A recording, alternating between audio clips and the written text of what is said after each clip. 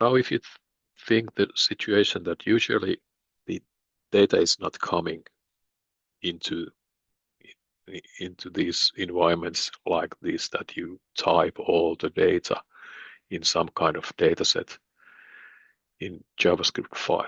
No, usually it comes from outside of our code. It might be some data source in the internet where you can get a huge amount of information. And well, for example, you would like to know what was the temperature for each of the days, for example, in the last month. And then there will be 31 data points, and you would like to draw a bar chart out of that information. There's no idea to make 31 copies of rectangle in here and then read the data source from somewhere and trying to create it in this way, because the amount of data it changes, or it may change. Well, for example, if you are comparing different months, January you will have 31 days, then this month you have 28, and so on. So you never know how many rectangles you should have in a certain point of time. So there has to be some more clever way to do this. Well, the thing is so-called virtual elements in here. If you don't have enough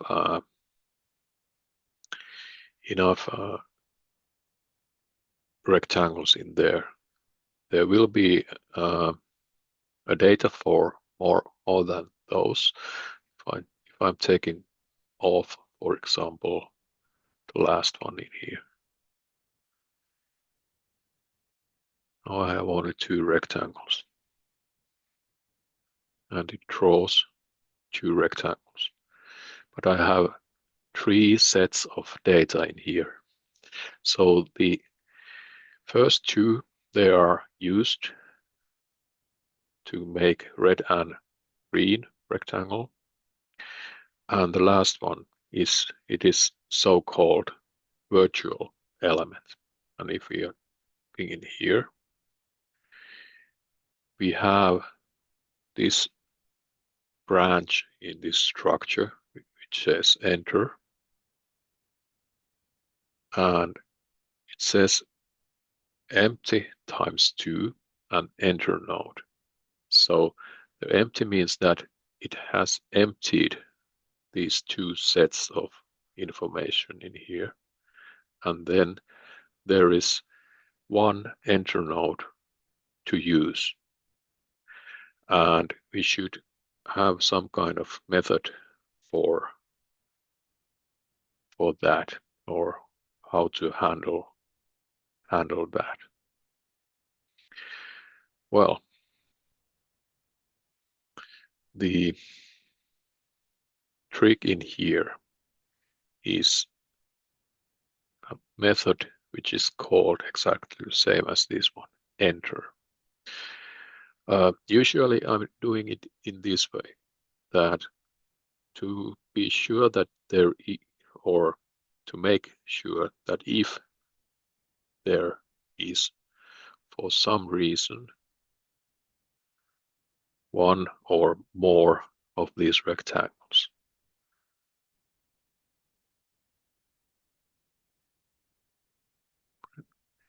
now I have only one, and if I check the enter, I have one empty and then 2 enter nodes waiting for their use. Okay, so I'm making it this well, kind of 2 times. I have this variable called rect.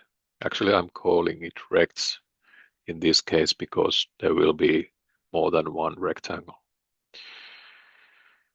Okay, so now I have selected that one rectangle. I have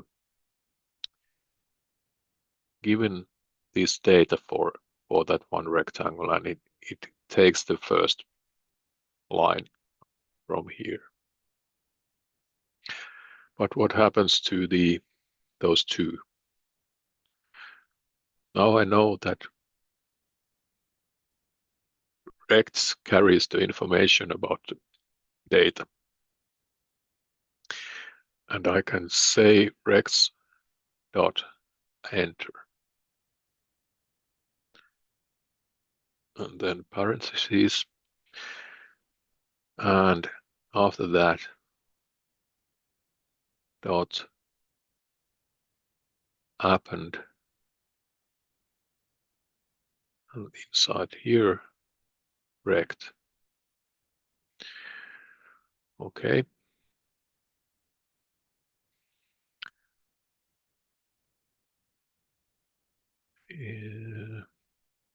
Now I have to use the S in here as well. Okay. But now you can see that I have something like this. And what does it mean? It means that there was those two enter nodes. And the enter method in here handles those two.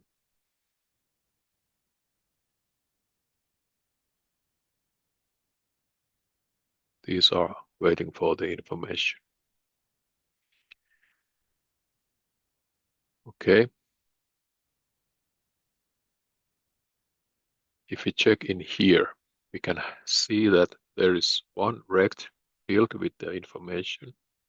Then there is two of these empty rectangles, even though I have this one in here.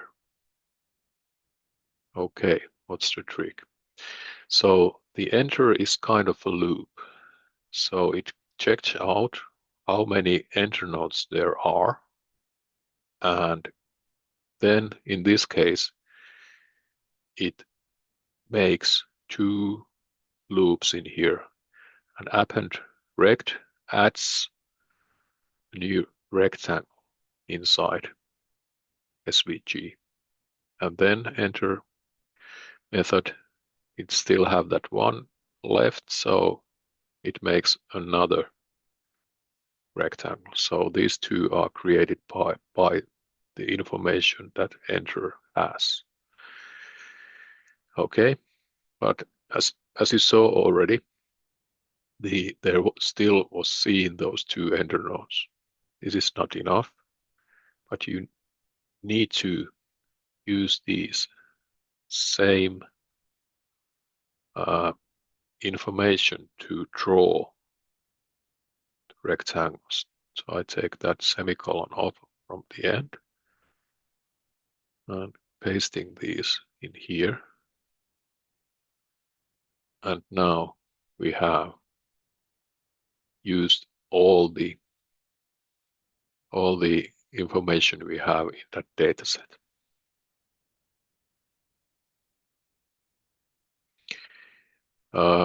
If you are sure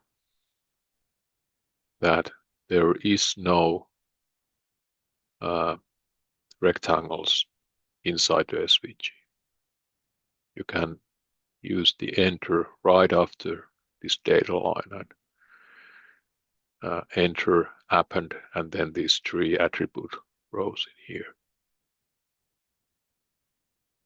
But usually I'm doing, to be sure, I'm making this one and then the other one with the enter and enter and an append. And this works even though there is this kind of situation. I will remove the only rectangle we have here. So there is no content inside the SVG, and still if I'm saving this, you can see all these rectangles. So what happens, it will create an empty selection because it doesn't find any rectangles. It select all, gives an empty selection, and it stores information about that there was nothing inside these rects.